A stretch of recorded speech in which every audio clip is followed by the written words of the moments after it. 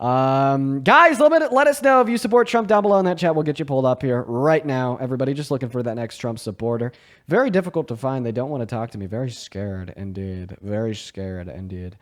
Okay, all right. Who's next? We got Bunny and Melissa loading in as we speak. What's up, Melissa? You support Trump?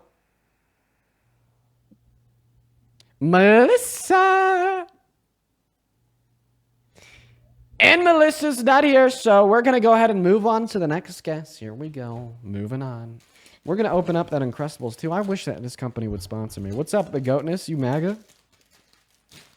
Yeah, and just Kojo just embarrassingly slayed you. Really? Yeah, he did. What on? On everything. First of all, he refused to let you filibuster like you No, always like, do, and he refused to on let what you. topic? What the debate you had? Do you not remember? The debate about abortion? I'm sure. Well, I think yeah, that was the initial premise, and he was trying to critique your worldview, and he wasn't letting you get away with pivoting and all the tactics that you like to employ on all of your guests. He made sure to just revert those straight back on you, and I know that you were getting really butthurt whenever these tactics were used on you. You and Parker both, because it is quite annoying when you can't speak and when you're constantly being muted, and when he was showing you how it actually feels. Now, for one, I do agree with you. Uncrustables are goated forever. But on everything else, I pretty much disagree because I think that you don't actually have a spine of your own. I think that you actually just shill for the entire leftist movement, and you don't actually have any exclusive opinions of your own.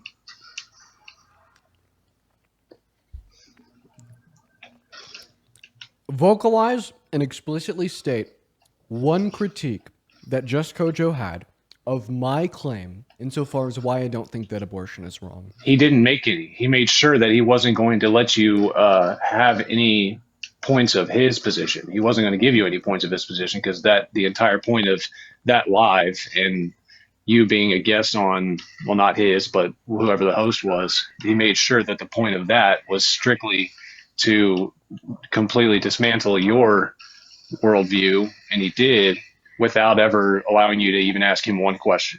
So and that's why he's so you think that he completely dismantled my worldview without making a single critique of my worldview? He didn't have to, bro. He dog walked you. He didn't have to even allow you to ask him one question. He just dog walked. So he dog walked me and dismantled my worldview without making a single critique of my worldview. Because you tried to reduce it down to just the qualia. How did he dog walk me then? I'm explaining it to you. You tried to reduce it simply down to the qualia that the fetus may or may not experience, and he was asking whether it's qualitative or quantitative.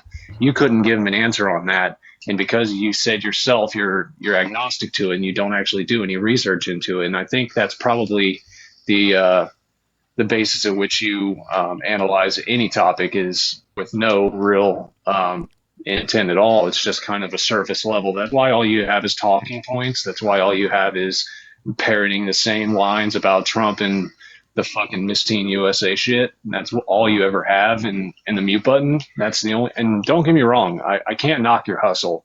You've definitely accrued a lot of funds and notoriety by doing what you do. And again, I respect the hustle. You're going to have a hard time convincing a single person watching, even any Trump supporter watching, that I lost a debate to this man when this man apparently didn't critique my argument at all. Admitted by you. You're going to. I didn't say he beat you in a debate. I didn't say he beat you in a debate. I said he embarrassingly slayed you and he destroyed your worldview. Right. I didn't say he debated. You're going to have a very difficult time convincing anybody watching, even the Trump supporters, that he embarrassed me without critiquing a single point of my argument. He dismantled your worldview. Okay, he didn't critique. So then I'll restate the argument that I gave him, and I want you to restate the critique that he gave of it that dismantled, embarrassed, and defeated it.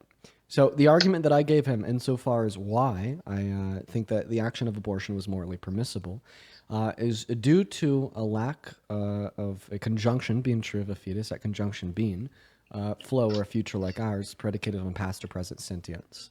And you were saying that he was able to embarrass and absolutely demolish this view, and it was just terrible for me.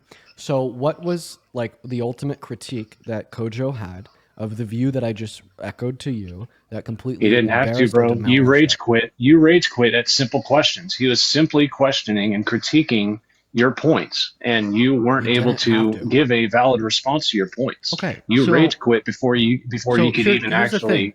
I think that he would have to dismantle the view in order to embarrass the view, He because that's probably would have if how we you hadn't use the rage quit. term. He probably would have if you didn't That's rage quit. that's how we use the term embarrass in these conversations. No, you were totally embarrassed. That's why you rage quit. So now you're saying that he didn't dismantle or embarrass the view Yeah, he did. one moment, by defeating the view, because you're now admitting that he didn't critique the view, but you're rather saying that he dismantled me and embarrassed me He because did an hour because. why are you talking over me? I'm trying to be cool here. Can you calm All right, down? sounds good. No worries. But you're rather saying that he defeated the view by me leaving after an hour and a half or 2 hours because my girlfriend got home from work. I mean, I think that that's a pretty like redundant perspective, especially if you're admitting that in that hour and a half or 2 hours he wasn't able to critique the view at all. No, he just wasn't allowing you to ask questions on his view. He was reducing down your your viewpoints and So you're bringing saying them to you're saying a. that he defeated my view by not actually critiquing my view, but just not letting me talk. And not answering anything that I No, said. not at all. That's I gotta That's not say what this I is said. probably like the No, that's biggest. not what I said I at gotta all. say this is probably the No, biggest that's not waste what of I said time. at all. This is the biggest waste of time we've had all day. Yeah, you said that about him too, and it Oh sounds like my that's God, probably a cope that you are you rely Phil on. Young? It sounds like probably a cope that you rely on a lot. Are you Phil Young? Phil Young, Phil Young? Yeah, that Phil Young. Oh, you're okay. You're a pedophile. Why do you keep coming back in? You're a pedophile. Yeah, you keep bringing this up. Now, the person that came up a minute ago and said that you caused your mod to dox them and they've had tons of death threats. That happened to me too, and you've had probably thousands of your sheep follow me around everywhere I go on TikTok because obviously of your notoriety. But the point is, you care about people, you care about marginalized groups, you care about people's fifis, but you don't give a shit if some maggot has their life threatened and their mother's life threatened. You just couldn't give a fuck as long as it lines your pockets, right? Jonathan, Right? thank you for the $10 over on PayPal. I Exactly. appreciate you for the love, Jonathan. I really appreciate you so much for the love. Are you trying to make me have sympathy for a pedophile? I don't need your sympathy, nor do I want it. I'm saying you care about these marginalized groups, which, again, Dean asks, are you trying to make me have sympathy for a pedophile? Phil responds, I don't need your sympathy.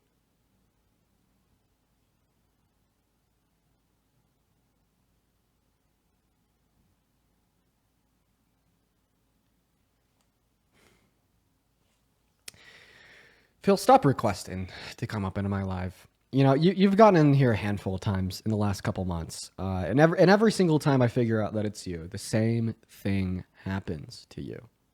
Stop requesting up. We don't want you here. You're not invited and are welcomed in this space at all by anyone. And maybe that's one thing that a lot of people in this live could come together on. Let's go and move on to the next guest. Everyone, just give us a minute.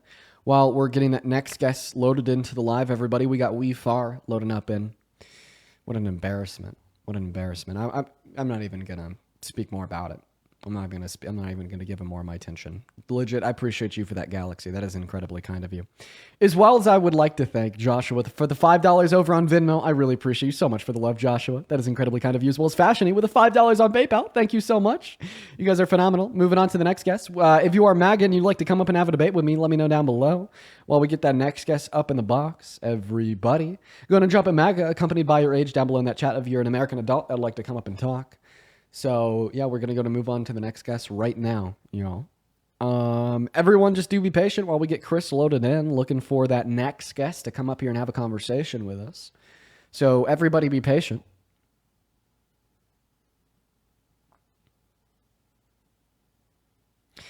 All right, what is going on? Kalista, thank you for the Galaxy. What is going on, Notorious? Do you support Trump? Notorious isn't here. What about you, Chris? Are you MAGA? Chris isn't here either. Wow, looks like we got a bunch of bots down below in the guest requests, everybody. Bunch of bots. And Tommy, thank you so much for the Chasing the Dream. I appreciate that. And once again, if you'd like to help the grift and line my pockets, you can find my Venmo and my PayPal in the link tree in the bio. And this person is just playing guitar. Very nice, but we just want debates. Moving on to the next guest, everybody. Just looking for one Trump supporter that's willing to come up here and have a debate with me. Very difficult to find any of them. Ashley, thank you. Oh, wait. I'm sorry. I already thanked that a while ago. BL, thank you so much for the $20 over on Venmo. Seeing Dean, your streams are awesome. Very incredible. Some of the best things I've seen all month. BL, I really appreciate you so much for the love. That is awesome, BL. I'm really happy that you're enjoying what you're seeing. Thank you for the love. If everybody watching can spam WBL down below in that comment section, thank you. That is incredibly kind. We're going to go to get that next guest up in the live right now. We got Jillian loading in as we speak. Hopefully we'll get them connected and have a debate with a Trump supporter. Ashley and Deborah, thank you both for the $10 over on PayPal. I really appreciate you guys so much for the love. Very, very kind. And still not finding anybody. That is crazy. What's going on? Do you support Trump? Hi, Dean. Yes. Are you German? No, I'm not German. It's Germano.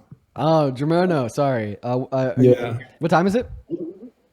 7:20. Oh, what state are you in? Massachusetts. Really? Name 3 cities in Massachusetts. Boston. Hyenas. What is that? Logan. What is that second one called? Logan. What is Logan? Logan, yeah. Okay. M.A. The hyenas. Is Logan a town in... Yeah, near New Hampshire. Come on, man, please. Logan is not a town in Massachusetts. Yeah, Logan, Massachusetts, near New Hampshire. What are you on about? Logan is the airport. No, there's a town. Did you just look up locations? You don't know your geography, do you? You just looked up places in Massachusetts, and the first thing that popped up was the Logan Airport. A for effort, though. No, for real. Seriously. You put a lot of effort into that. You can't. I can't discredit that. Lillian, thank you for the $10 over on Venmo. I'm just reading your message here. I'm so sorry to hear that happened to you, but thank you for the love. Please show some love to Lillian down below as well as Z. Thank you for the $5 over on PayPal. We're gonna go and move on to the next guest. We are just fighting to find any Trump supporter to come up here and debate us. It is wicked. Oh my gosh, very wicked. What's going on, Delaney? You Maga? And Delaney said, see you later. They said goodbye. Emily, thank you so much for the $25 over on Venmo saying keep up with the grind. Emily, that is incredibly kind of you. Thank you. You're awesome, Emily. Shout out to Emily. That's incredibly kind. Thank you so much. The other one. What's going on now? You support Trump? And they're not here. Moving on to the next guest, Peyton. Stop. You educated them all. Yeah, guys, did we win the war? 8,000 people in here. Not one Trump supporter. What's up? How old are you? What's up, Dean? I'm 18. You support Trump? I support America, man. Support America. You support America. So do you support... So if you support America, you obviously hate Trump, right?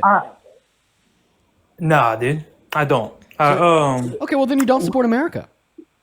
How is that the case, dude? Yeah, because Trump's anti-America. Anti-American, anti-core American values such as the Constitution. Terrible.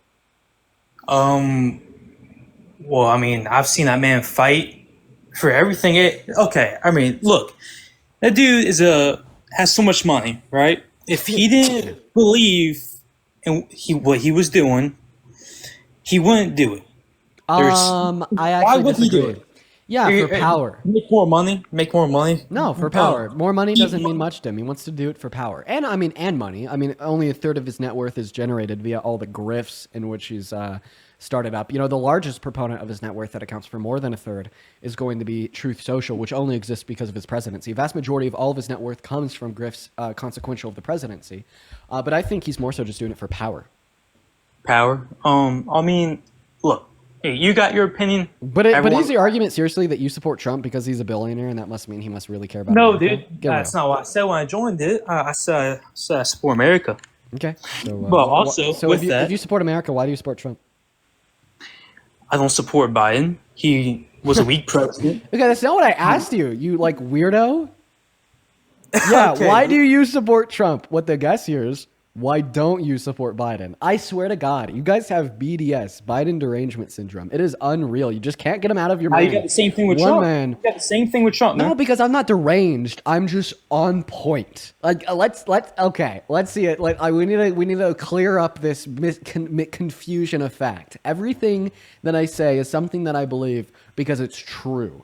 Because it's demonstrably, provably true. Not because I'm deranged or hate the orange man. It's because it's goddamn true, Peyton. Okay, since when did being a truth seeker make you a deranged lunatic? Deranged? You don't know anything about me, Dean. No, I mean, you're saying that was your accusation of me. No, I was saying, how am Yo, Jonathan, thank you for the $10 over on PayPal, and Sarah with the $10 over on PayPal as well. Guys, make sure to show some love to Jonathan and Sarah down below in that comment section. I'd also like to show some love to Valerie for the $20 over on Venmo, Cameron with the 25, and Jeanette with the 25. Show some love to Jeanette, Cameron, Valerie, as well as Sarah and Jonathan down below in that chat. I really appreciate all 5 of you so much for the love. Thank you guys so much. Go ahead. All right. Of course, I don't know the numbers like you do. You study this stuff. This is your job, right? Now.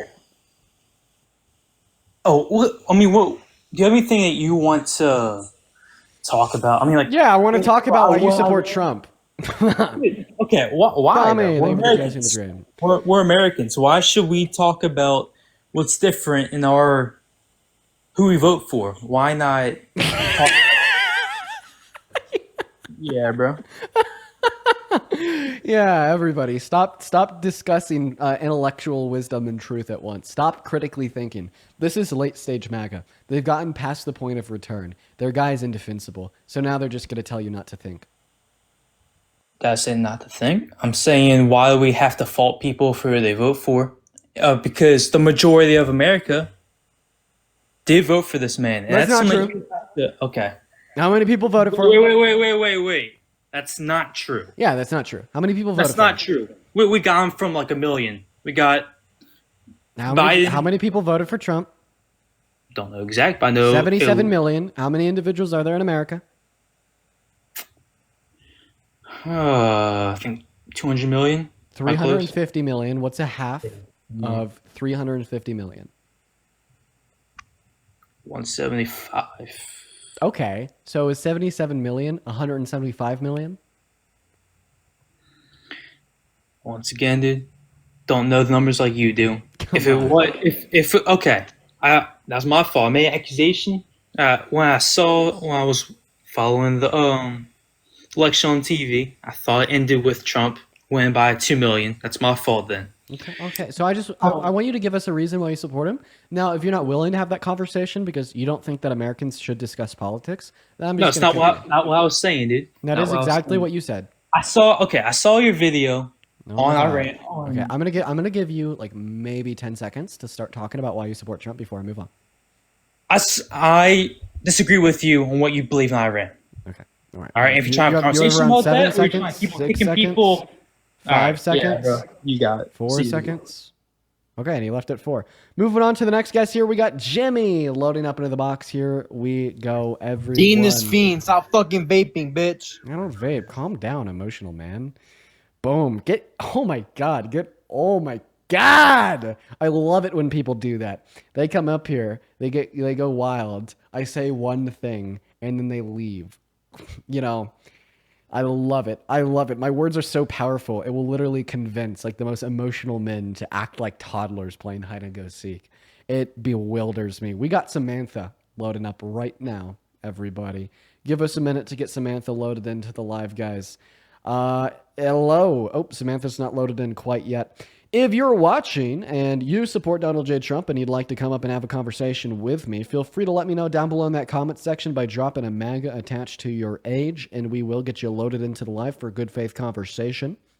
So let's go ahead and do that right now. Trying to find one guest to come up here. What's up, Rylan? You support Trump? No, but we love you, Okay, Dean. hi, Dean. We love you. Sorry. I appreciate you guys for your We just kindness. wanted to say hi. I appreciate you guys For your kindness. Thank you for the love. Thank you for the love. Moving on to the next guest. Here we go, guys. What's going on? You support Trump? Yes. How old are you? 20. 20. What year were you born in? 2004. What month? July. Are you a male or a female? Female. Okay, phenomenal. Take it away. Tell us why you support Trump. I think his tariffs have been doing a lot of great work for us. It is boosting the economy. Oh, you got a little bit of lag. Negative have many You got positive impacts, You got a such little as bit. unemployment Sorry, rate, you're lagging really badly. jobs. You're lagging really bad. Is this better? That is better. Okay, so go ahead. Is this any? The tariffs have been helping our economy in some ways. While there are negative impacts, there are also really positive impacts on it. It has boosted our economy and like made more jobs available. Okay, so what tariff specifically? The ones on China. Okay, so the 55% tariffs on China have made more jobs available in America. Please give me an argument for that claim.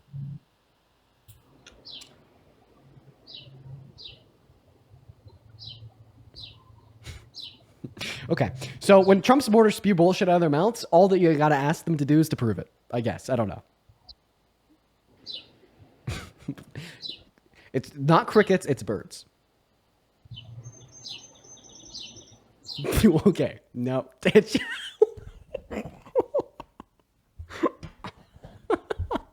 Okay. Okay, bye. Okay. That's kind of mean. Okay, that's rude. Okay, let me get that one straight.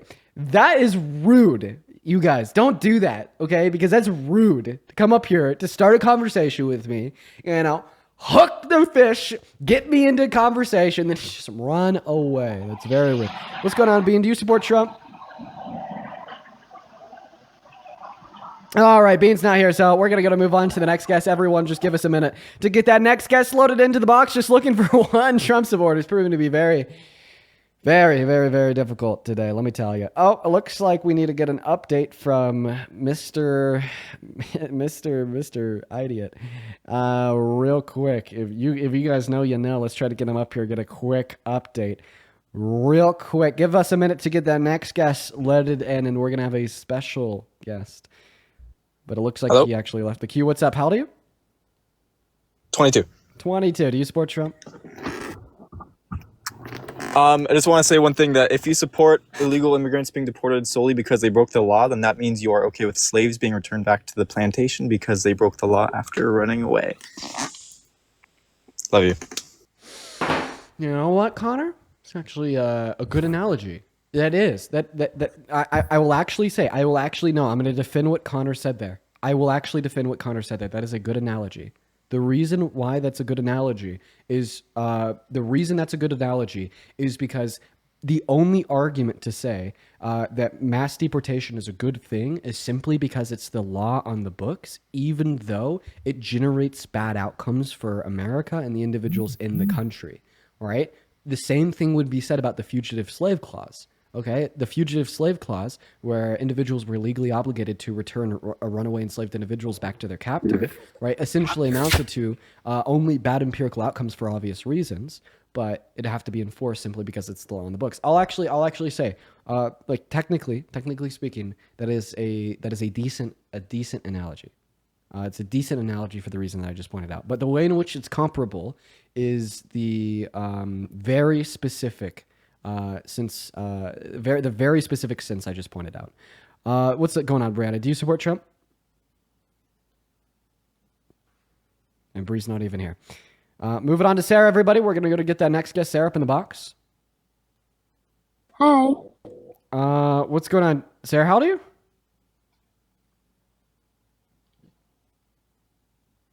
Okay, goodbye. Hello. Hello. Okay, Sarah's not here. Guys, how long has it been since we've had like a fully fleshed out debate? How long has it been, everybody? Oh, hi, Sarah. You're glitched in the live. Hello. Oh, Sarah's just hanging out with us now. Sarah. God bless the USA.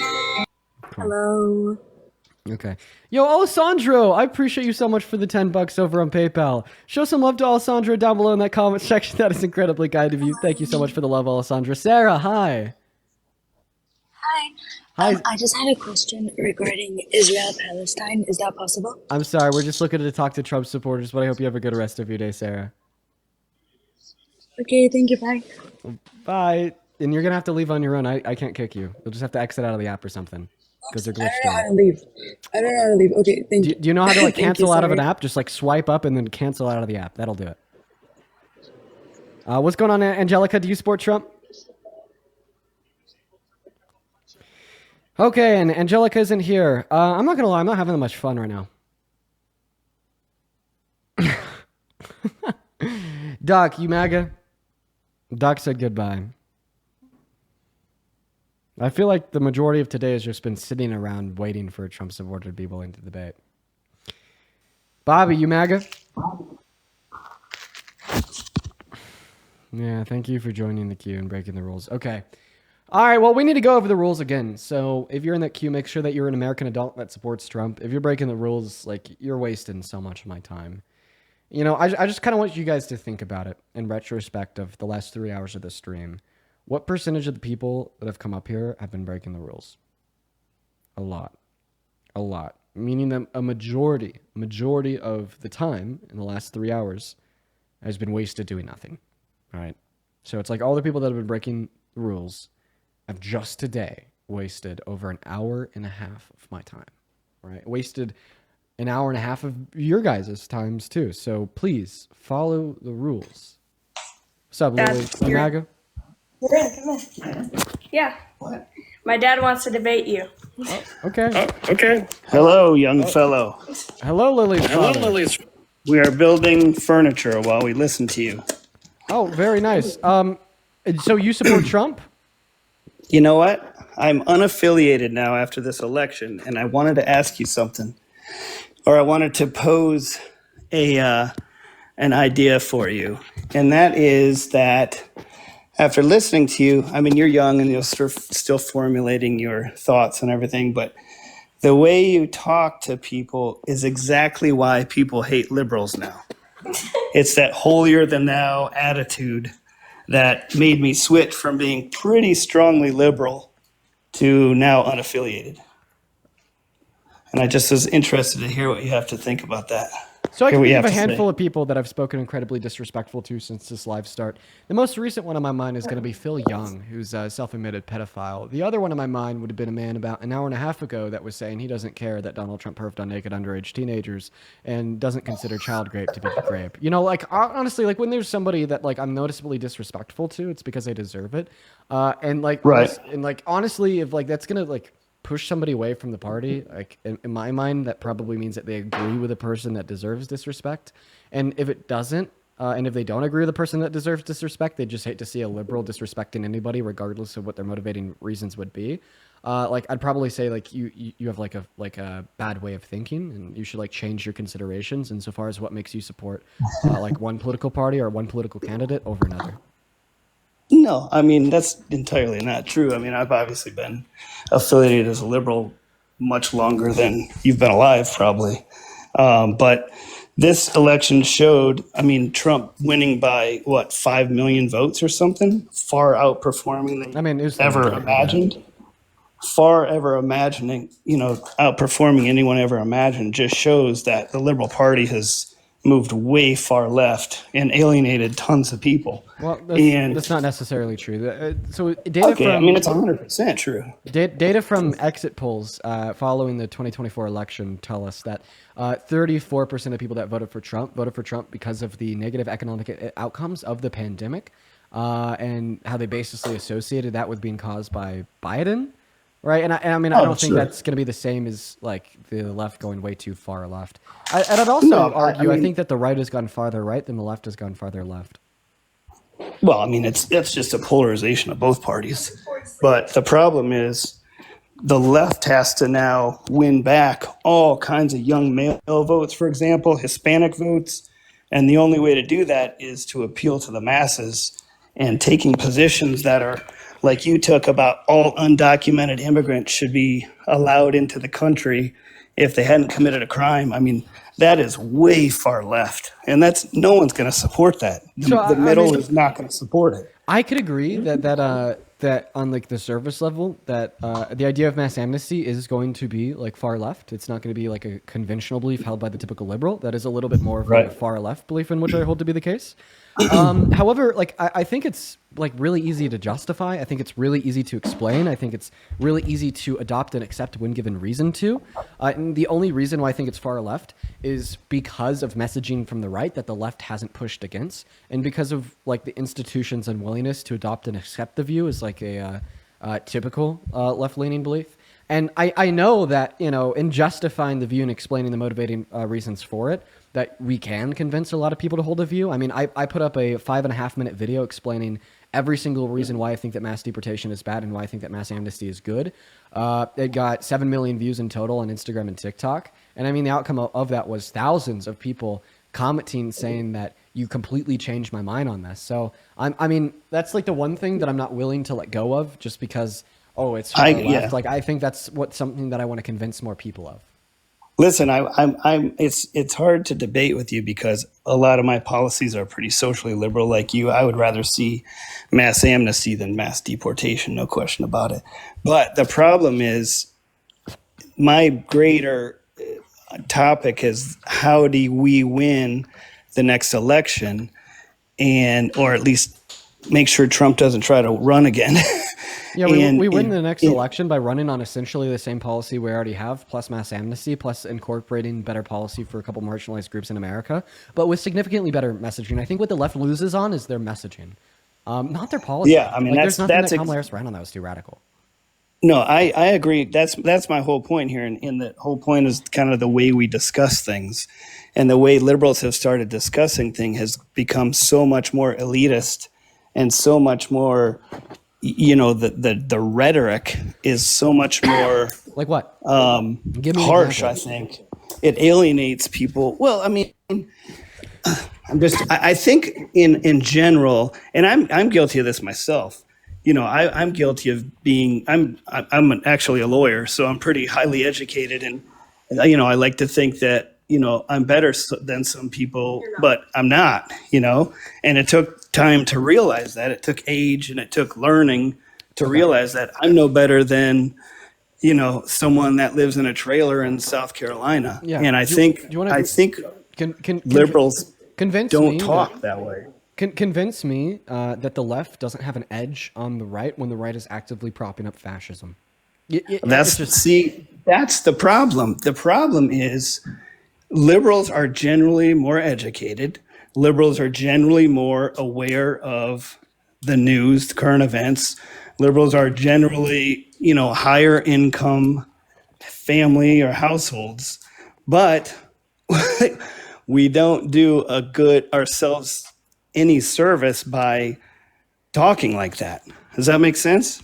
I mean, well, I haven't said I'm better than better than no. Republicans I'm not saying you did. I'm just simply pointing out the fact that, I mean, like what you're saying essentially amounts to the idea that there is absolutely no practical way to go about saying that if you support a fascist, you're a traitor to this country.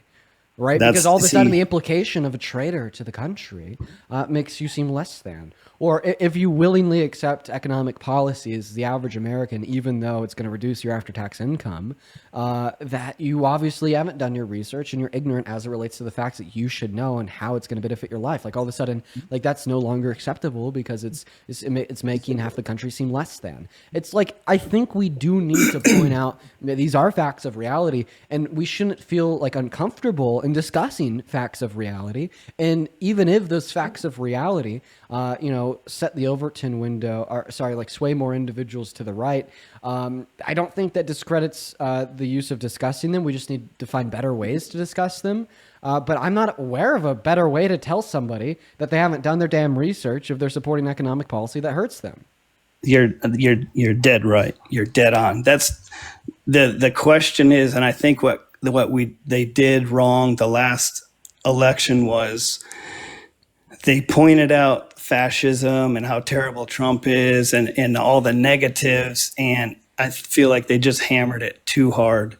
and I feel like they It's so many alienated. negatives. But I'm going to move on to the next. No, guest I agree. I want to debate people on why they support Trump, and this is not a debate on that. So I'm going to move Go on. for it. Appreciate you for the comment. But also, tell your daughter that her TikTok account got permanently banned, please. I don't know why TikTok just did it. Oh my gosh, my 50-year-old dad is talking on here, and it says that I'm not 13 years old. Yeah, that's a minimum Anyway, requirement. love you, Dean.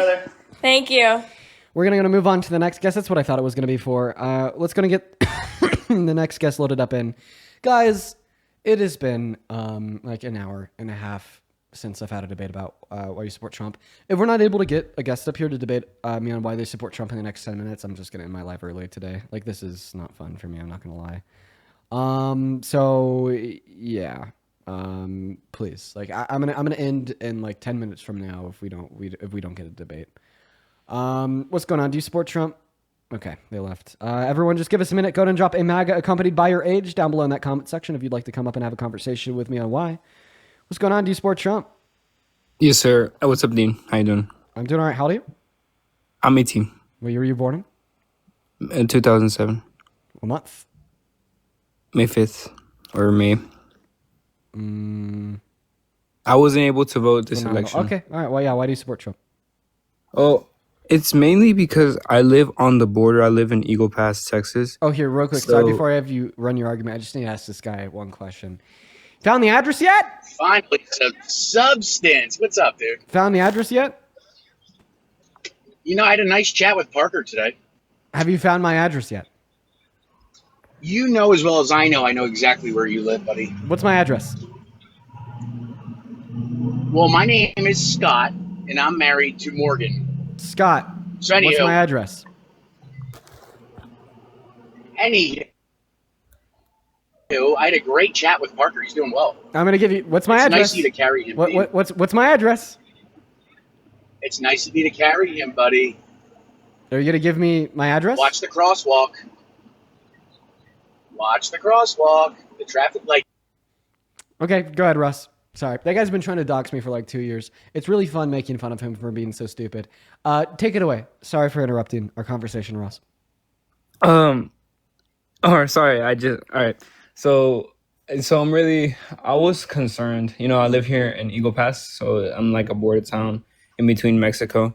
But it's like a 50-50 shot, you know. I really liked his border policy, remain in Mexico, just because there was some cases, I believe it was an audit in which there were fake asylum claims or weak asylum claims in which people would go make claims in which their stories were not real of asylum claims. And also because in some cases, you know, when you live here, you see some things that impact you, and like you see it and you're like, whoa. I just feel like there's more security, you know? Okay, there's a lot of issues with the Remain in Mexico policy. The first and most glaring issue is if there's somebody seeking asylum from Mexico, why should they remain in the place that they're seeking asylum from? Oh, yeah, you know, Mexico is, I'm not going to lie to you, the border is a really dangerous place. It just, in some cases, I think people Can you answer the question, please? Can you repeat it? If somebody is seeking asylum from Mexico, why should they have to remain in the place that they're seeking asylum from? Well, here's the thing. People have made so many claims in which it's made it hard to believe once you get an interview with customs or once you are in presence with Is there any... Brother, are you going to answer the question? Well, here, you know, hold on. I'll repeat the question one more time, sorry. If somebody is seeking asylum from Mexico, why Like should if they I'm have a to Mexican, remain right? in the country they're seeking asylum from? So let's say I'm Mexican, right? And let's say I was born in Mexico and I was persecuted, I was assaulted, you know, violated or something, right? And I seek asylum to the United States, you know, why should I be denied that asylum? No, I'm not asking you about a denial of an asylum claim. I'm asking you about the Remain in Mexico policy. If somebody is seeking asylum from Mexico, why should they have to remain in the country that they're seeking asylum from? I mean, it just depends, you know, you can go to another part, you know? Like, it just depends, like, where you're from. at that point. It just depends where you're from is not an answer to my question. I will give you one last opportunity to try to answer it. If you agree with the Remain in Mexico policy, which keeps waiting asylum seekers in Mexico while they wait for the claim to get processed through the courts, if you're seeking asylum from Mexico, why should you have to remain in the country that you're seeking asylum from? Well, because you have to wait your line. You have to wait. Okay, so your answer is just because. No, it's okay, then what's your answer? You have to wait your turn in line. You can't okay, just. So then your answer is just because. No, because I'm not. So using then what's your because answer? Because sorry, you kind of tripped me up. You have to wait your turn in line. Like you can't just cut the corners, you know. Well, whoa. Not opting to advocate for the Remain in Mexico policy, and which would mean asylum seekers could wait out their time in court staying in America, is not cutting any corners. I mean, yeah, but you're advocating for asylum, but you're Mexican. Like the thing is, some Mexicans have. Wait. So you're basically saying that if somebody is seeking asylum from Mexico, they should remain in Mexico, which is the country they're seeking asylum from because they're Mexican. Well, I'm a dual national, right? And let's say I was born in Mexico, and I just want to know where you think individuals that are seeking asylum from Mexico should remain. Well, at that point, you just have to find another way. You know, if you're not answering my question, you still haven't answered the question. Where should asylum seekers from Mexico stay? Well, they can go to another part. Another part of Mexico? Another part of Mexico. What is not what everywhere is asylum? is dangerous. Huh? What is asylum? He left. He doesn't even know what asylum is. Jesus. I see everybody in the comment section spamming bring Gus up. I don't even know who Gus is. I don't see anybody in the comment section or queue named Gus. Let's go and get that next Gus up in the box. This person was saying scared. Were they saying that I'm scared? Hi, are you Republican? Oh, 100%. Are you gonna hang up on me? No. Are you gonna hang up on me? Perfect. Hey, so I just want to know, what is your advice to the president with what's really going on in the world right now, besides deportation? Oh, I have so much advice for him. What do you want? What do you want my advice for him? I want to hear it. That's why I wanted to join. On what topic specifically? I want to know what your advice to the president today would be, whether the U.S. should partake or not partake in the threats that Iran is telling us if we don't, or if we do. What are your opinions on that? Great. Well, first, my advice to Donald Trump in 2017 would have not been to have pulled us out of the nuclear agreement. Well, I'm not talking about 2017. I'm talking about today. Oh, don't worry. I'm going to give you the full picture. Dude, I'm going 2017, the modern fucking day, Joyce. We're going to have fun. I don't need a history lesson, my son. I need to know what is your advice to our president today about what we're looking at in the next week. Okay. Whoa. Wait. Actually, I'm sorry. We may have just had a massive update. Let me fact check this real quick. Let me fact check this super duper quick. Please do. And war with Iran has begun, everybody. I'm sorry, say that one more time. War with Iran has begun. As of 2 minutes ago, Donald Trump has announced that we have struck 3 nuclear sites in Iran. Okay, what's your opinion on that? As of 3 minutes ago. Well, I'm going to be filming a TikTok video real quick. So, Joyce, if you want, you could remain on the live. You just have to. Yes, I will.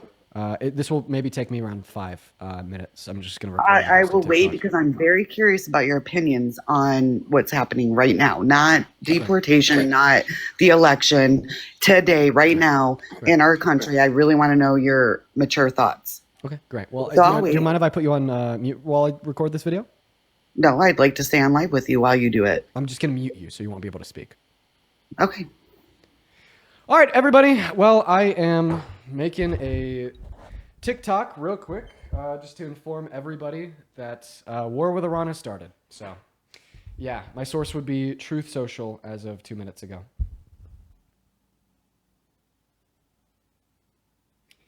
Fucking crazy. Yeah, war with Iran has started, everyone. Bombed 3 nuclear sites. America is in war with Iran as of 3. Okay, and I need to restart. You guys are going to see all the behind the scenes. Making these videos is hard for me. I'm good at speaking on live, but for whatever reason, not good at speaking to to a phone. Really not. Jeez. America's in war with Iran.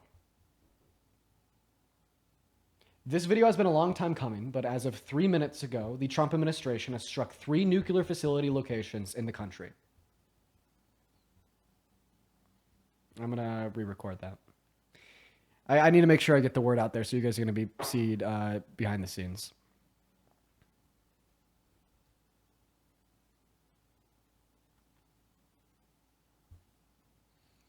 Breaking news, it's official. America has gone to war with Iran. As of making this video, Trump has announced that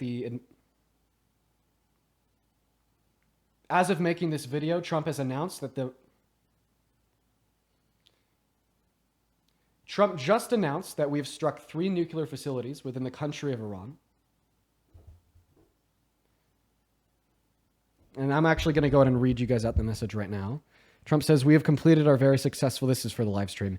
Trump says, we have completed our very successful attack on 3 nuclear sites in Iran, including Fordow, Natanz, and Esfahan. I apologize if I'm butchering those pronunciations. All planes are now outside of the Iranian airspace. Full payload of bombs was dropped on the primary site.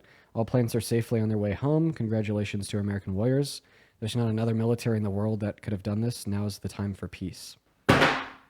Holy fuck. Holy shit. Breaking news, it's official. America has gone to war with Iran. Trump just announced that we had bombers bomb 3 nuclear facilities in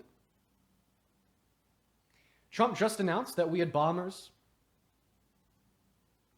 Trump just announced that the American military dropped bombs on 3 nuclear facilities within the country. I need to go get a screenshot of that. Holy fuck, everybody. Yeah, we'll see what's kind of coming in the coming days here. And if you're just tuning in and you're curious, I am recording a TikTok video right now just so we could get everybody informed.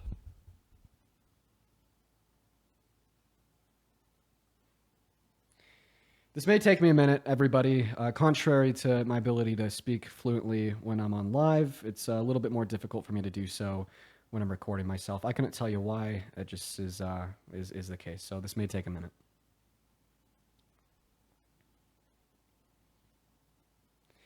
Trump says we have completed our very successful attack on these 3 nuclear sites in Iran, and that all planes are outside of the Iranian airspace, and they're on their way home.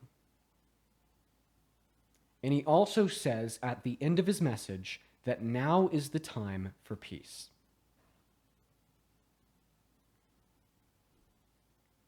So let me get this straight. Trump puts us back into a war in the Middle East and then says now is the time for peace.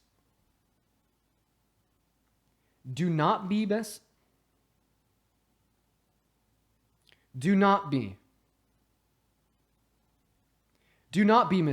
from... Do not be... I can't even say B. Oh my God.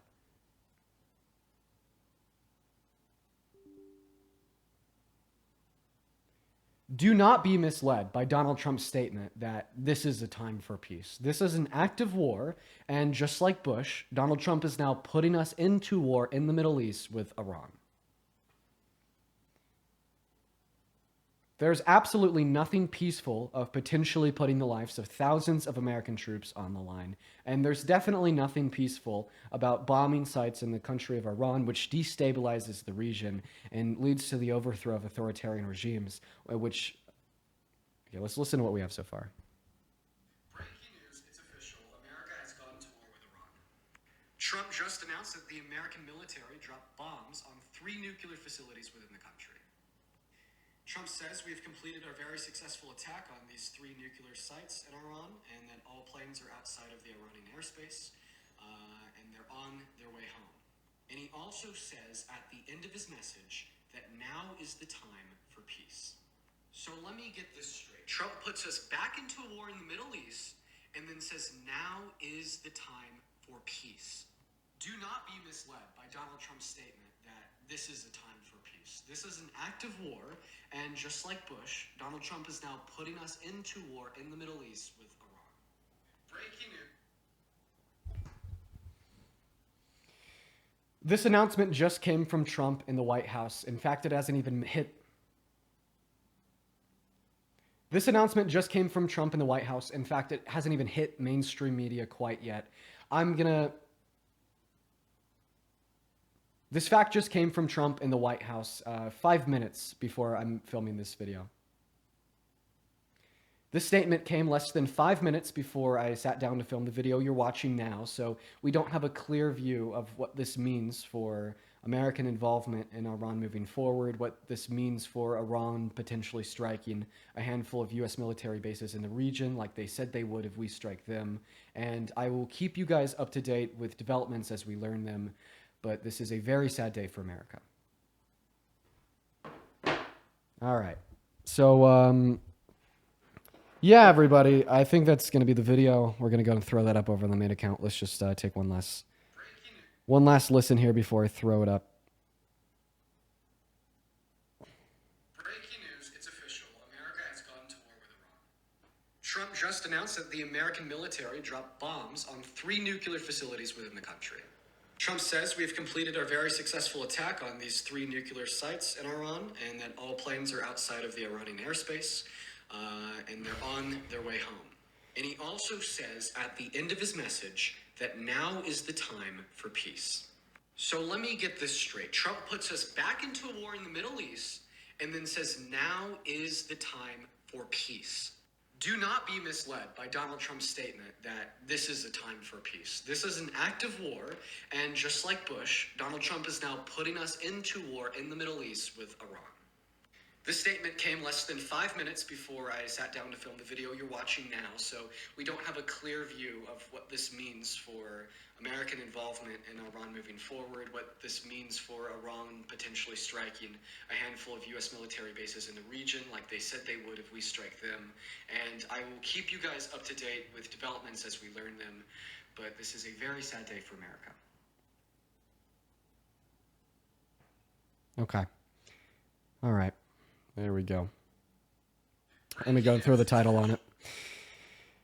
To the guests, I appreciate you for waiting. Breaking news. America has struck Iran. We are at war. Phenomenal. Jesus Christ, man. I mean, we knew it was coming, but very... I guess I didn't expect it. I mean, I think the White House told us that we'd maybe have 2 weeks before they struck, and, it just comes on a random Saturday evening.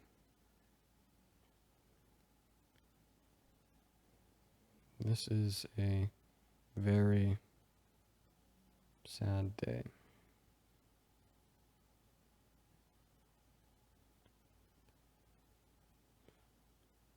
Sad day, not just for America, but for the world. Okay. All right, we're going to go and throw that video up. All right. What happened? Yeah, so we struck Iran. The source is Donald Trump's Truth Social, everybody. The source is Donald Trump's Truth Social. In fact, I'm seeing this all over everywhere. Let me just personally go to his account myself. Give us a minute. Yep, it is real. 11 minutes ago, Donald Trump confirmed this over on Truth Social. So, yeah. Let me go and throw that video up over on Instagram. This is a sad day for the world. There we go. Got to do a couple things here. I'm sorry for keeping everybody waiting. And in fact, I appreciate your guys' patience. We'll talk about this a bit on live. We'll do a breakdown. I want to make sure that we get this update out to as many people as possible, not just, like the 12,000 people watching us live. So.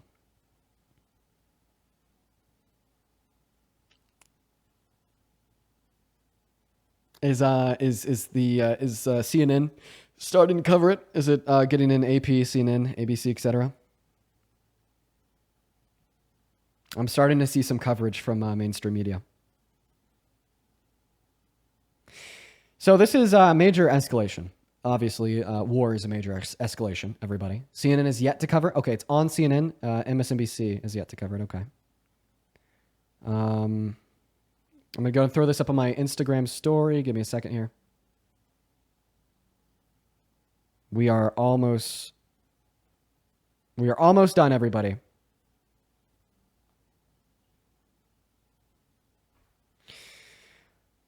Then I also need to share it with my announcements. Yeah, I have like a whole thing I do. It's like a routine of circulating the content when I first post it, making sure that it hits as many people as possible.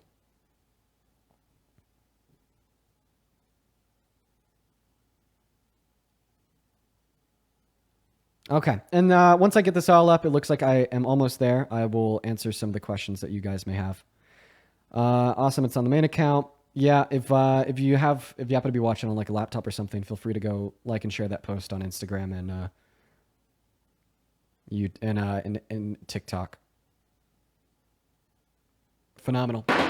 All right, anyway, so we are done with that. I'm now gonna kind of give my breakdown of what I think is going on, where I think this will lead, and what to expect. For those of you guys that are just tuning in to the stream, if you don't know what's happening, we just started war with Iran. So according to Donald Trump on Truth Social, we have, as of 11 minutes ago, we've bombed 3 Iranian nuclear sites in the country, including Fordow, Natanz, and Esfahan. And then he called for a time of peace. So I think that the most pressing question that we're going to be seeing from a lot of people in the chat, people tuning in, maybe something that is on your mind, is, does this mean World War III? So I said this when I was asked this when they were considering the potentiality of the drop. I don't think that this means World War III necessarily. I just think it means a very, very dangerous increase in global tensions that puts us closer to World War III, but not there yet. So right now, we do see a lot of global tension and global conflict. So war between Israel and Iran, war between America and Iran, Israel's ethnic cleansing of Palestine, Russia's ethnic cleansing of Ukraine. And if all of these examples of global conflict were connected, then they would be World War III, but right now they're not connected. So although this is a massive, massive, massive escalation, it does not mean World War III quite yet. Now, I think what will really be the determining factor of what's to come in the next day, next 2 days, next week, next 4 weeks, is going to be what Iran's response to this is. Now, they've said that their response would be to bomb and attack, U.S. military bases in the Middle East. And if that is Iran's response, then, I will basically assure you guys that Donald Trump will puff his chest, and it'll probably turn into Bush 2.0. So,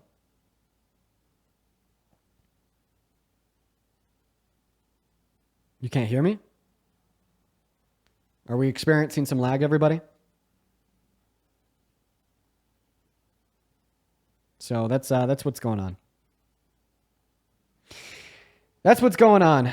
Now, I think that this crazy MAGA guest on the live had actually asked a question. So we're going to go to invite her to unmute. We're going to hop back into the debate, but we'll be debating specifically about what we're just talking about. Because you had asked the question, What would my advice to Trump be, right?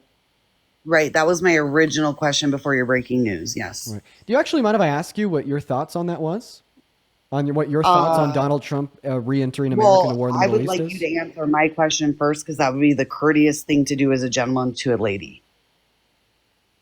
Ma'am, America just started war with the Middle East again, and I'm asking you for your thoughts right on it. Before I asked you the question of what were your thoughts on what our president should do. Yeah, I am so sorry that Donald Trump decided to re-enter America into war in the Middle East after you asked me your question. I don't control that. I understand that. My come on. I'm so sorry. I'm so sorry that he decided. So what would your advice to him be? Okay. All right. I'll give my advice, but then I seriously would like it if you could respond to my question.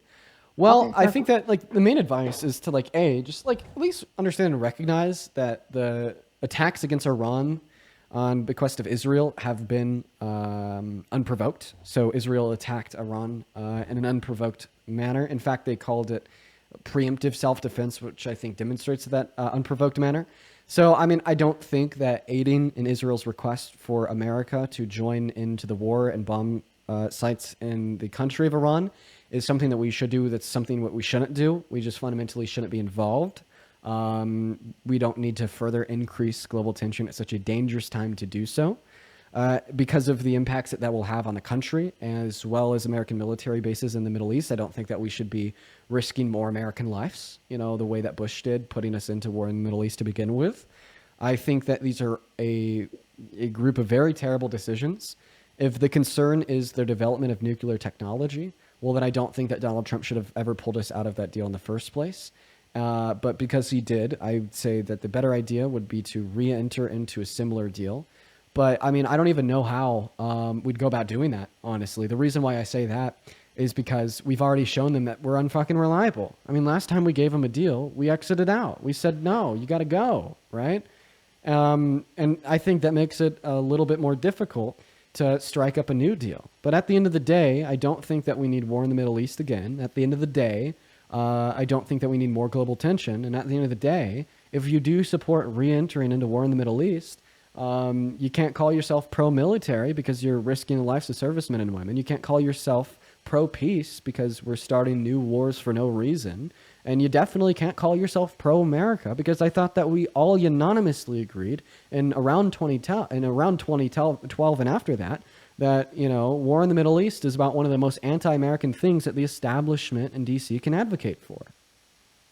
I appreciate exactly what you said, and I think we are more on the same page than you think we aren't. But at the same time, you can't put a toddler in the corner and say, don't steal the cookie again, and then let him out and then let him steal the cookie again. And we've given plenty of chances and warnings. And I feel like Trump has said, I don't want to go to war. I don't want to put my people over there. I can and I will. Don't make me do it. And they're just like giving the middle finger to the United States. And I'm sorry, but our soldiers, and I'm an ex-military wife, I've been there through 9/11 and everything else. What I'm telling you is there's too many people in America with their heads stuck in the sand. They pop up when things go wrong. Okay, when it doesn't go the way they think it should, then they point the finger at the government. This president is saying, listen, I'm warning you, I don't want to do this. I will do it and I can do it. And that's just true. Wait, so your argument is that war in the Middle East is justified because they've given us the finger. Absolutely not. I mean, how many times have there been other countries around the world that have given us the finger, dude? Think Kim Jong-un, North Korea. Think Listen, China. Think Russia. Should we just start World War III because there's been a sufficient amount of other countries and superpowers that have given us the finger? No, should we back down because they're not sufficient? No. What I said is we can look back on history and say no war was necessary. Okay, they become necessary because one side is more stubborn than the other. Wait. You just said, should the U.S. back down and not bomb Iran? Well, what obligation did we have to step up in the first place? Have you not watched Iran's threats to America and all the sleeper cells? What do you know about sleeper cells? Like, when you say threats, do you just mean them chanting death to America? Listen, you were a baby when 9/11 happened. I was a grown-up. You were a baby. Wait, you said sleeper cells. You believe in sleeper cells? I know for a fact that we're infiltrated with them as a country. Okay, one moment. So you don't believe that? Muzzy, thank you for the $10 over on Venmo. Sub, thank you for the $10 as well. Tanya, thank you for the $25. Are you shutting me down? Sorry, not Tanya. That was anonymous. Thank you for the 25. As well as Wayne. You know what you did, man. You should respond to that with maybe some way that I could reach out to you. Wayne says, my heart is with your patriotism and care for those not as fortunate or as bright as how to serve this war could be. Wayne. I'm very ethnocentric. You're a good man, Wayne. You're a very good man, Wayne. I love a way to get in contact with you. You know exactly what. So my question still is, what is your advice to the president today, right now? And one more. Sid, I really hope that you're still watching. This was a while ago, but thank you so much for the $100 over on YouTube Super Chat. Guys, show some love to Sid. Thank you so much, Sid. Sid says, hope you're having a solid day. Been an insane week, so hope everybody's okay. Sid, real quick, I just wanted to tell you that I really hope that you're doing all right, Sid. I heard that your brakes went out on the highway. I'm so happy that you're alive. I'm really happy that you're alive. I understand that must have been traumatizing as fuck. It's scary as hell. But I'm so happy that you're alive. And I mean, brakes going out on the highway, that's not something that should be treated lightly. Brakes going out on the highway kills people. And I'm so happy that you're alive. I'm so happy that you're here with us. Are you going to answer my question before you hang up on me? Okay. What was your question? What's your advice right now to the president? Yeah, to stand the fuck back. Stop putting us into wars. Apologize to Iran. And stand down. Wait, honestly, no, fuck all that advice. My advice to him is to resign, to leave the office. Okay. That's what Donald, that's honestly, honestly, like, yeah, standing back and apologizing to Iran, that's not going to do shit. Okay. Okay. Well, So the only thing that would do shit, I think that he needs to resign. Who should step up in his place then? Dude, if a potato stepped up in its place, this country and this world would be better off. Kamala, who's been ghost, who should step up right now? You're calling her a ghost just because she hasn't been speaking publicly after the election as much as she did during her campaign, of course. At all. I mean, did we hear from Trump in between 2020 and 2021? So who should step up? Sorry, 2021 and 2023. If he resigns, who should step up? Well, obviously, in accordance with the Constitution, the individual that would step up would be J.D. Vance. Now, is that going to be the most preferable outcome? Absolutely not. Would I say that's better than Trump? Probably. But if I was to just say who would step up in like the best version of the world, I think having somebody like Kamala Harris stepping up would be sweet. But unfortunately, we don't have the ability. Can you look at your real-time info and see if she's made a statement on what just happened 20 minutes ago? CNN hasn't even made a statement, so probably not. Okay. Well, I mean, that's fair. I'm not trying to be mean. I'm just giving my side of things where I'm saying this is real-time stuff. I don't care about, I live in Arizona. I'm all for deportation. That's not what I'm talking to you about today. Right. This is real time. We're not talking about. Explain it to me. Explain it to me simply. Why do you support going back into war in the Middle East? I support anybody who threatens the safety of the United States or wants to demean us as a country. We do control everything in this world. Okay. Really, when it comes to. I don't know why I'm asking for her opinion. Why the fuck? Dude, Eldine, why am I asking for her opinion? Dude, what the fuck? What the hell am I doing? What is that shit? Oh my god. Yeah, why am I asking for her fucking up? Dude, come on. All right, everybody. So I'm going to try to keep you guys up to date with what's going on. Donald Trump is saying he wants peace now. Aaron's on he live. wants peace. Let's see if Aaron's cooking. I don't know. We await what the Iranian response to this strike will be. I do think the Iranians will retaliate. I do think the Iranians will try to strike U.S. military interests. Yeah, so, I mean, I agree with what he's saying there. I say we talk about that. So, we don't know what the response will be from Iran. The best idea that we have is that they'll strike bases in the Middle East from the American military. And if that happens, we got bases, U.S. bases, military bases, we have embassies, etc. And if that happens, what I'm really scared of is what Trump's response will be. So I think that there's a little bit more weight in my mind, not on what will the response of Iran be, but more so what will the U.S.'s response to Iran's response? What will that look like? I feel like that could be very dangerous. In fact, if there's any policymakers, experts in the field, maybe we could get a panel going and spend the rest of our day kind of talking about breaking news to see what's going on. I feel like that would be quite worthwhile, actually. Did Aaron get taken down? Aaron got banned for some odd reason. Call Parker? Okay, I think that we do need to call Parker. Get him back on. Let's try to get Parker's thoughts.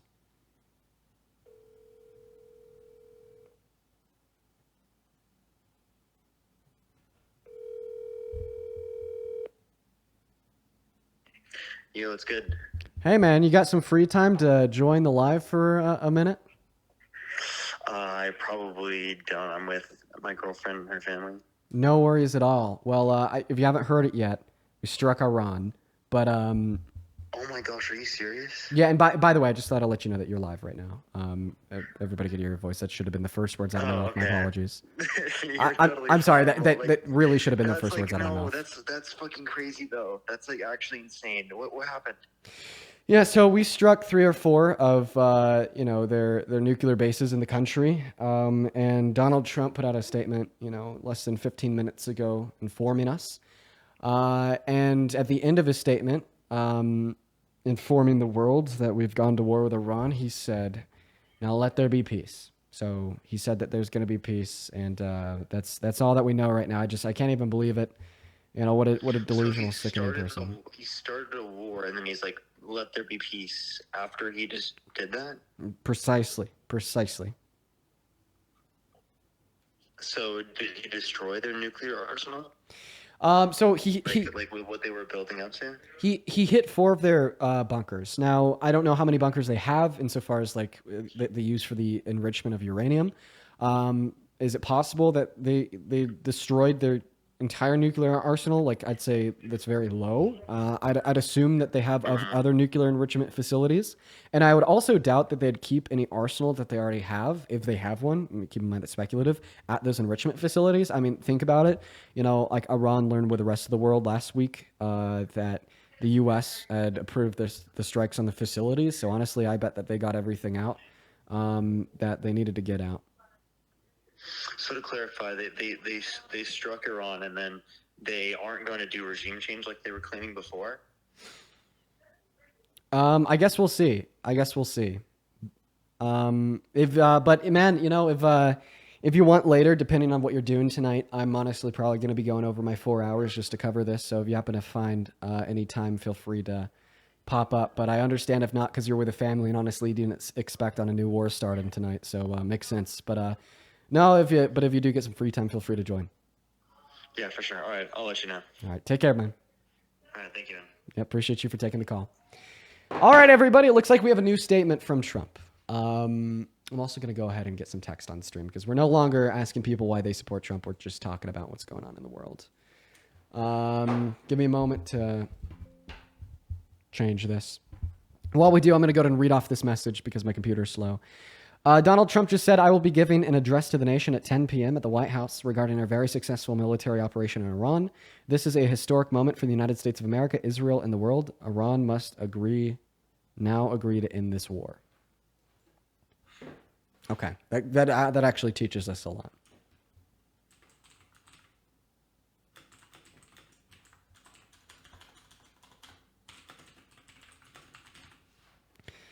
All right, there we go.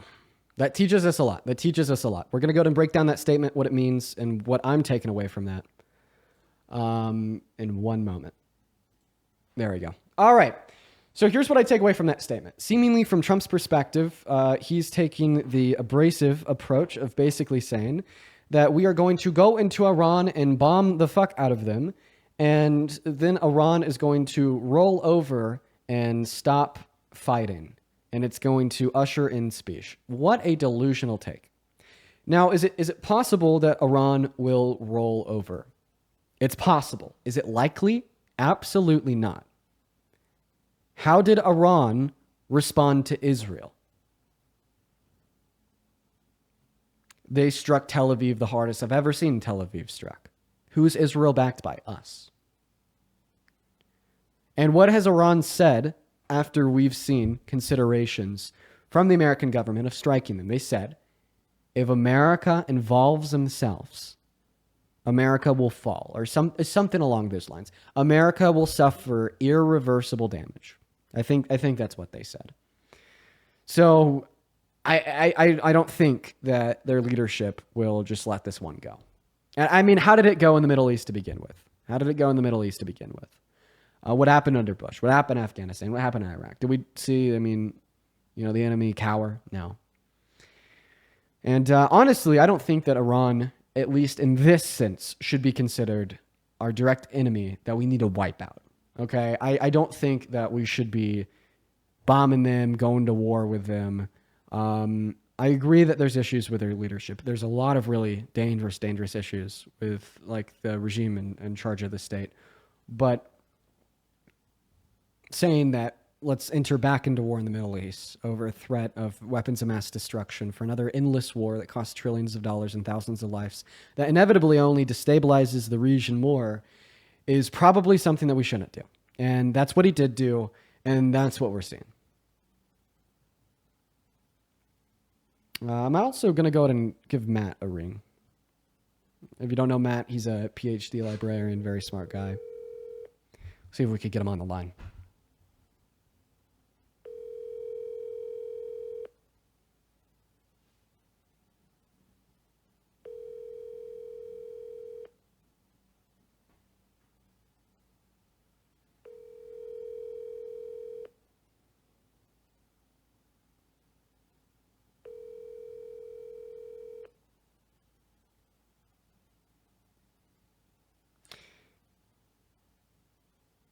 Okay.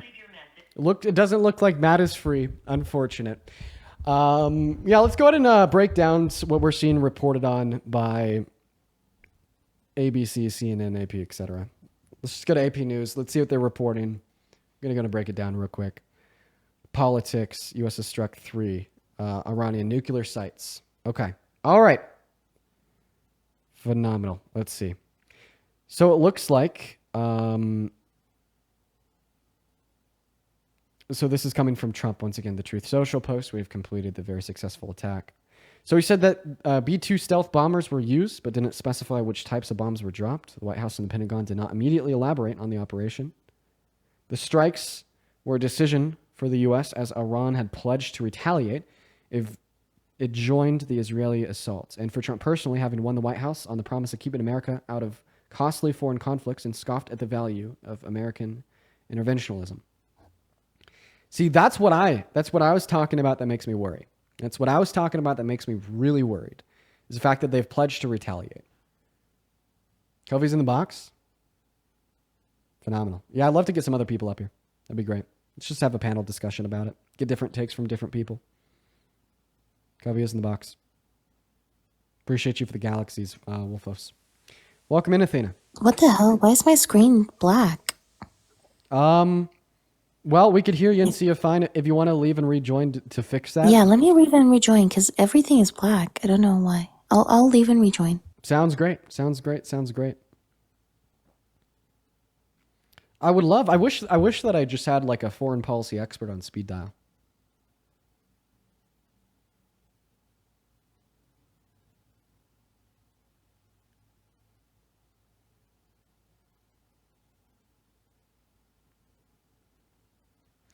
Honestly, let's see if we're seeing any immediate statements from Iran on Twitter. The leader of Iran uses Twitter. Santana? Santana's not in here. Should I call him? Should we call Santana? Get him in here? Get his take? Break it down? I like that. Let's go ahead and do that real quick. Let's give him a ring.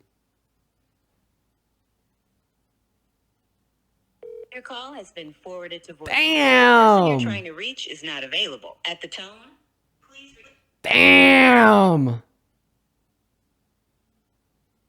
Oh, he's live? Oh, sorry. No wonder. I was about to say, about hurt my feelings. Okay, now I can see you. Purr. Hi. Hey. So yeah, I mean, we're just figuring this out. America has struck Iran. What are your immediate thoughts? What do you think this means for the coming days, and what do you think this means in the long term? Oh yeah, we're all fucked. There's definitely gonna be a retaliation. I'm wondering if that Strait of Hormuz or something like that is gonna get shut down by Iran. I never know how to pronounce that word, but I don't know if that's gonna get shut down. I do know that North Korea said it was going to get involved. I wonder if China and Russia are going to get involved. Okay. There's definitely going to be retaliation. Okay, so I agree. I agree on the retaliation. So it looks like you're talking about the Strait of Hormuz, right? Oh yeah, that one. Yeah. It's one of the busiest economic routes in the world. So 20% of the world's daily oil consumption goes through it, and it's controlled by Iran. So you actually make a good point here. We should talk about this. Is it's possible that one of their retaliatory responses to American involvement in the war will be a shutdown of this strait. And if this were to get shut down, it would significantly disrupt the oil supply chain on the global stage because 20% of the world's daily consumption passes through it. And this would mean significantly more expensive everything. One thing that Trump has talked about that has some truth to it is that the price of oil is tied to the price of a lot of other things. He's actually kind of right about that. And what we'd see if this strait were to get shut down is you wouldn't just be paying more for gas, but you'd be paying more for every good, because keep in mind that the ships and the trucks and the planes that get products from point A to point B require oil to be ran. So that is one possible outcome that we'll see here, is that they'll shut that strait down. Now, what's the likelihood of that? I don't know. I'd say that none of us do. I think it's like a high likelihood, if I'm not mistaken. Again, this is a dramatic escalation, by the way, because now it has gone from a regional conflict into more of a global conflict. So this is what I think would happen. I think that Iran would most certainly retaliate. It probably would target U.S. military bases and assets and allies across the Middle East. There are multiple U.S. bases, whether it is in Syria, in the Gulf states, in Kuwait, or maybe in Israel itself. It might target Israel again. I don't know what the Iranian proxies are going to do. The ones in Lebanon or the ones in Iraq, the Houthis, what they're going to do. Are the Houthis also going to intervene? Are they going to further threaten shipping lanes and energy infrastructure because the Houthis control the Red Sea? And not only they control the Red Sea, a majority of the ships that they have been hijacking the past 2 years have been in Eritrean waters. Which means it's going to drag East Africa into it. But I don't know if you knew this as well. While everybody was paying attention to Iran and Israel, the UAE has also been amping up its operations in all of East Africa.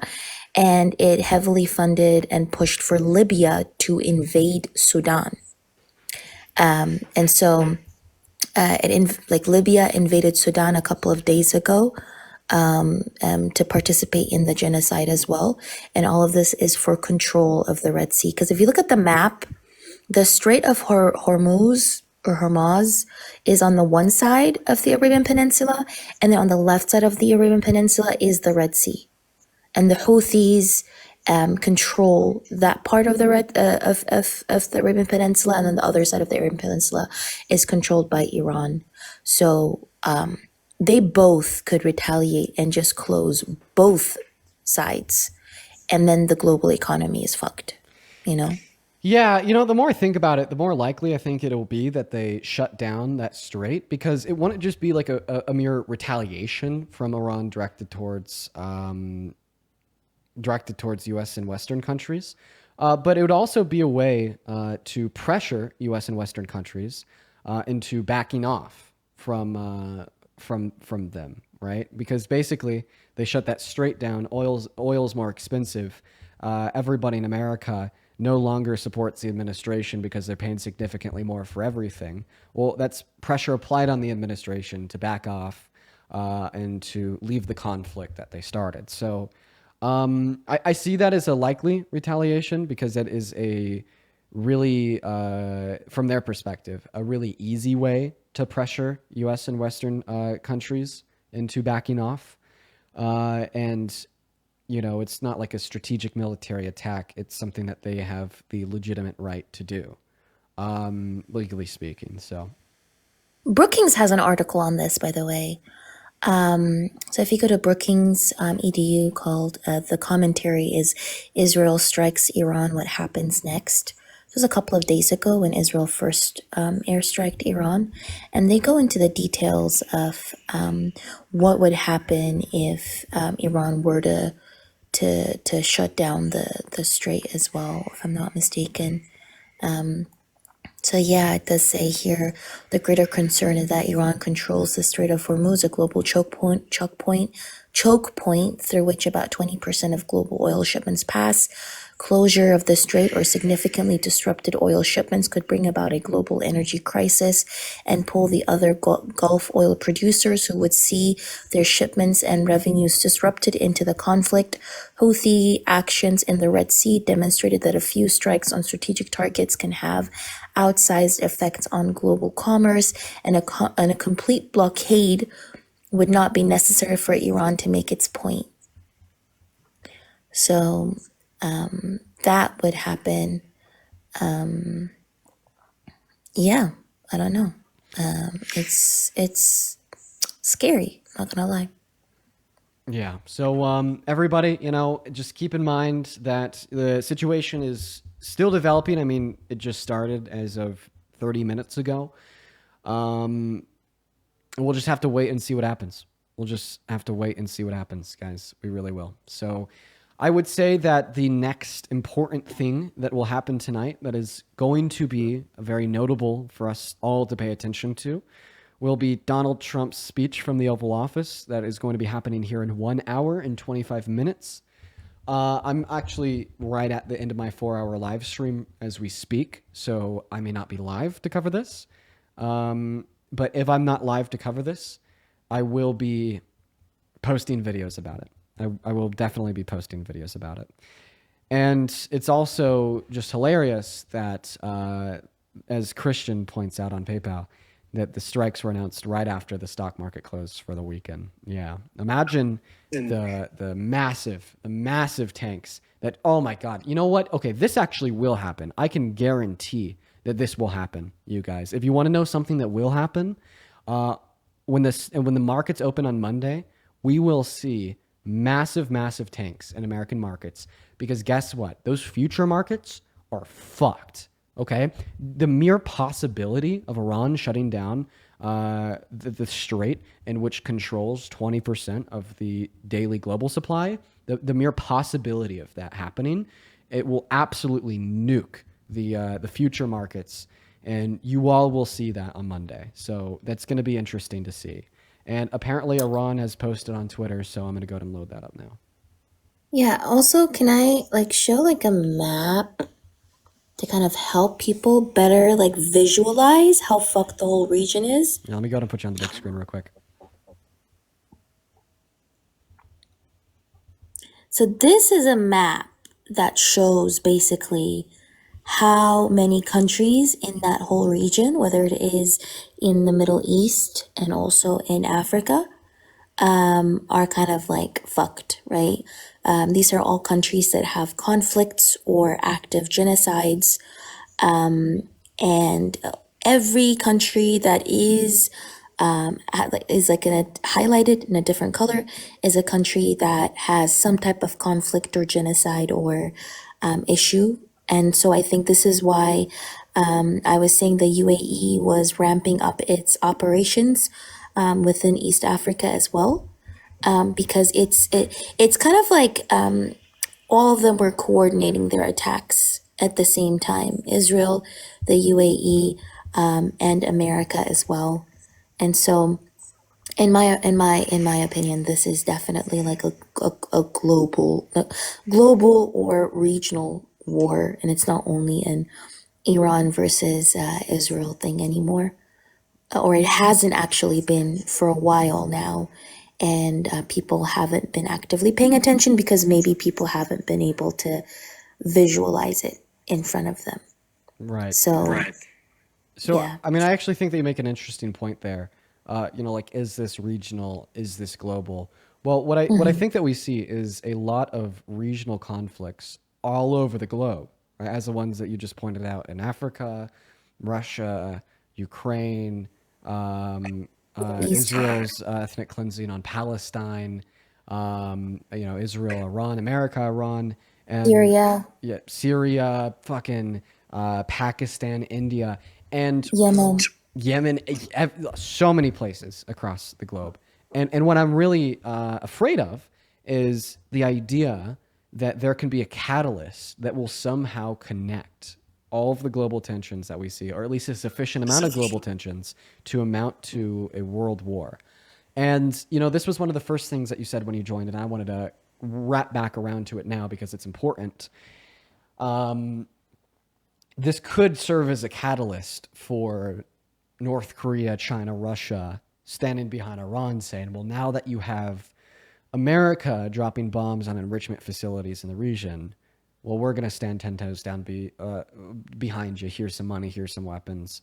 And maybe if they're feeling extra crazy, we'll help you bomb a couple of the U.S. military bases. Now, I think that's really unlikely, but it's still there and it's worth being talked about. And yeah, guys, it's definitely a really scary time right now because we just simply don't know what's next to come. We simply do not know what's next to come. So all these countries that I showed you, unfortunately, are intertwined. Like when we look at, for example, Yemen, America is paying Saudi Arabia and the UAE to bomb Yemen, and then the Houthis in Yemen are hijacking ships that to retaliate against Israel. Sudan is the UAE is funding the RSF to genocide Sudanese people, and now America and the UAE pushed for the Libyan group Haftar to invade North Sudan. And then you have all across like East African countries, the same thing. Within Syria, the same thing. So all of these countries, unfortunately, are intertwined. That's the thing. Like when you look into who is funding which militia groups, which corporations are benefiting off of resource extraction in these countries, destabilization, all these countries are already intertwined. And I feel like these were seeds that have been planted for the past couple of decades, and the chickens have come home to roost. And yeah, that's what I personally think right now. I did also want to say another thing. Also, I think like with regards to like China and North Korea retaliating, I don't know if they would attack America directly. What I think they would probably do is they would probably try to attack proxies next to them or allies. Like, for example, I don't know, maybe if China's feeling extra crazy, it would try to attack Taiwan or something. And North Korea would probably try to attack a nearby country that is an American proxy. I don't think they would attack America directly. They would probably try to go after, as you mentioned, the army bases or the proxies. Yeah, actually, that deserves to be pointed out. So, I mean, I think that there's a lot of people that are, feeling very scared. You know, like what if mainland America gets hit? There is a close to 0% chance of that happening. Close to zero. The last time we had another country launch an attack on mainland America as an act of war, of military aggression, we dropped 2 nukes. So I truly don't believe that will happen. Now, what is more likely is exactly what Athena just pointed out, of hitting our proxies, our military bases, and our embassies. And I guess we'll just have to wait to see. I mean, that's why earlier in the conversation I did say that I think we know that Iran will retaliate against the military bases, maybe shutting the Strait down, embassies. What I'm more scared about is what our response to that retaliation will be. Because the moment Iran retaliates to us hitting them, all of a sudden, Trump is given the slam dunk of a lifetime to turn around and convince as many Americans as possible that he's justified in launching full-out war with a country, with an invasion of our military forces, boots on the ground, because they hit us, right? Mm-hmm. I don't think nukes are going to be involved. I don't think any country is like stupid enough or crazy enough. I don't think Iran has nukes. I don't think Russia, whatever it is, or China are going to use any nukes. Yeah. I do think that Israel is the crazy one here. I don't know what Israel is gonna do. Maybe that like Israel might be the crazy one amongst them all, but I don't think any of these other countries want to use nukes. I think what could possibly happen is maybe there might be some type of leak or pollution if one of the nuclear facilities in Iran or in Israel get hit really bad. It could cause some type of leak or pollution, but I don't necessarily think that like nukes are going to be used. What I do think though is on American soil, I think the decision that Trump just made or took would probably be deeply divisive. Like it will probably divide a lot of people with maybe critics warning of like a new forever war and supporters maybe, I don't know, citing the need to kind of prevent a nuclear armed Iran. And so it would probably polarize the issue and divide people even more. Right. So that's actually a good segue. And I want to go over maybe what you guys might hear from conservatives, people that support Trump, and what it means, and if there's any validity to what they're saying. One thing that you're going to hear is that Donald Trump's strikes in Iran have prevented more global conflict. Okay? In fact, I'm already seeing this myself on Twitter in replies to my posts. I called for Trump to be impeached and said, fuck him. And they're very angry. And what I'm seeing is that this is essentially preventing further global conflict, preventing World War III. Don't believe the propaganda. That is not true. Okay, this is creating the conflict. Okay, what they're trying to do is they're trying to sell you on the same lie that Bush did. Okay, they're trying to sell you on the lie that we need to start war, we need to invade the Middle East, we need to destabilize the region. Okay, we need to drop bombs to prevent the destabilization, to prevent the dropping of bombs, to prevent larger war. And that's just not true, right? At all. You know, this is like trying to tell me that starving myself for a week will prevent hunger. It simply doesn't make sense. Yeah. I don't know. I feel like, yeah. I don't want to scare people. I'm personally kind of worried myself. I'm not gonna lie. I do think the people who are going to suffer the most are the people in the global south. At the end of the day, I think those countries within the global south are already destabilized, and more people in the global south are going to end up dying. So I think that is what's worrying me the most. Whether it is people who are in Sudan, people who are in Congo, people who are in Yemen, people who just are in the middle of it all. I think those people are the ones who are going to be suffering first and foremost.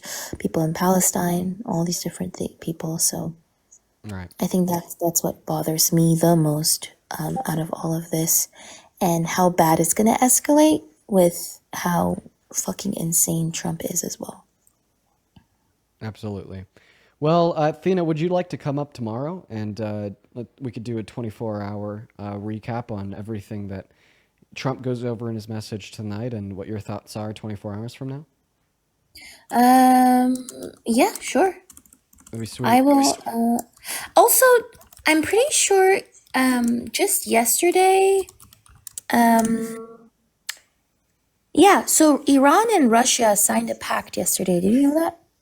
Or a couple of days ago. Russia's I heard about that. What is Russia doing for them?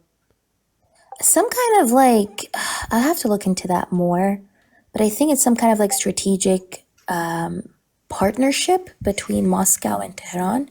I don't know if it includes also like defending them militarily. I'll have to read into that. Maybe I can like talk about it more, but it was signed just yesterday in Dubai. So I wouldn't say. I'd say on like my list of things that I'm scared of. It's probably as it relates to the conflict, war, as it relates to the war. The very last thing I'm scared of is like a direct Russian involvement. Boots on the ground in Iran, or no boots on the ground, or like a war between Russia and America. Because of like their depleted resources from their ethnic cleansing of Ukraine. I think that they'll ultimately take a little bit more of a pacifist approach to this. and offer their support to Iran in other ways. But I still do think that I don't support is think going to be so. limited. No. I don't think it's going to be boots on the ground. I think they're way too preoccupied with Ukraine right now. So I definitely don't think it's going to be boots on the ground. It's probably going to be like through military aid, and through support, but definitely not. I do think that China is more worrying, in my opinion, and also North Korea. I personally think like it maybe shouldn't be underestimated. So yeah, I don't know. I'll see how these countries end up reacting. But yeah, I can come up tomorrow. Hope you have a good evening. Thank you so much for your time this evening. No problem. Take care. Before I go, can I plug a couple initiatives, by the way? Of course, as always.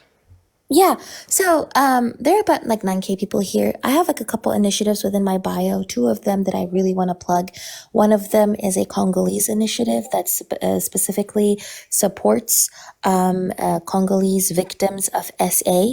Congolese women and girls who are victimized by SA in the genocide.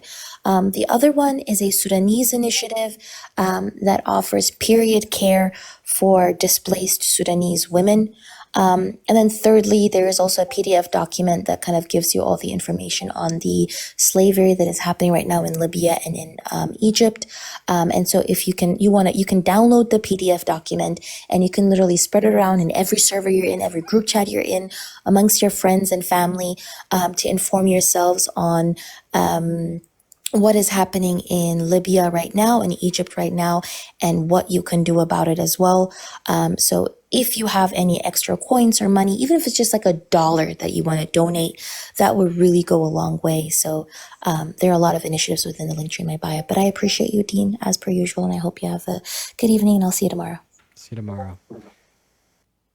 All right, everybody.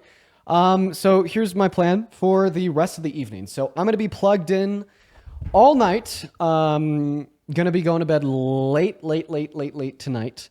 You will likely see an update or a video from me with the new things that are happening. And right now what I'm considering doing is a live at 10 p.m. Eastern, which is here in an hour and 10 minutes. So I could broadcast Donald Trump's speech to the nation. We could go over it and react with y'all. This live will be both on TikTok and I'll restart a live over on YouTube as well. And we'll be doing that. You know, the live will probably start around 55 minutes from right now. The moment. So right now at 6:51 my time, this live will start around 7:45 my time. That's 6:45 Pacific, and that is 9:45 Eastern. So that's what we'll be doing. I'm going to be making update videos all the way through. And yeah, guys, tonight is going to be a long night for me. It's going to be a long night for the world. It's going to be a long night for Iran. And one last thing, I see a bunch of people in the chat talking about an Iran tweet. There's a bunch of fake Iranian accounts on Twitter that are not actually operated or owned by the government.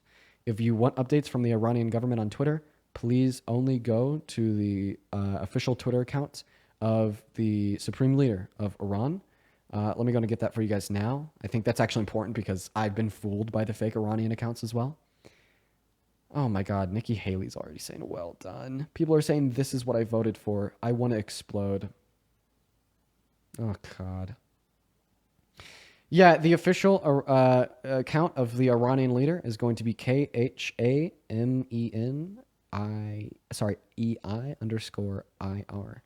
The last tweet was 6 hours ago, so nothing new. But anyways, I will see you all in around 50 minutes from now. We're going to be doing a breakdown of everything that has happened. We're going to be reacting to Trump's speech live together, and I will see you then. It's going to be a late night. See you in an hour. If you want a notification when I go live, don't trust TikTok's notifications. Go to my Instagram. The only reliable notification that you'll be able to get is from my Instagram updates channel. You could get that by searching up Dean Withers on Instagram. You'll see a channel called Updates. Then join the channel. In fact, I will even put out a story on Instagram immediately when I end this live, saying that I'll be going live and to join the channel to get the update, get the notification of it. So that's what we'll be doing. See you all in an hour.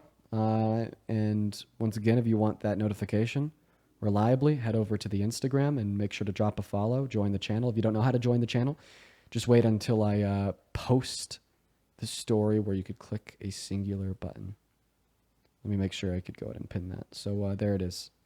That's my Instagram. If you want an update on when the live will be, go follow that Instagram and join the updates channel. I'll go ahead and just leave that up there for around 30 seconds so everybody has a chance. Leave that up there for 30 minutes just so everybody has a chance.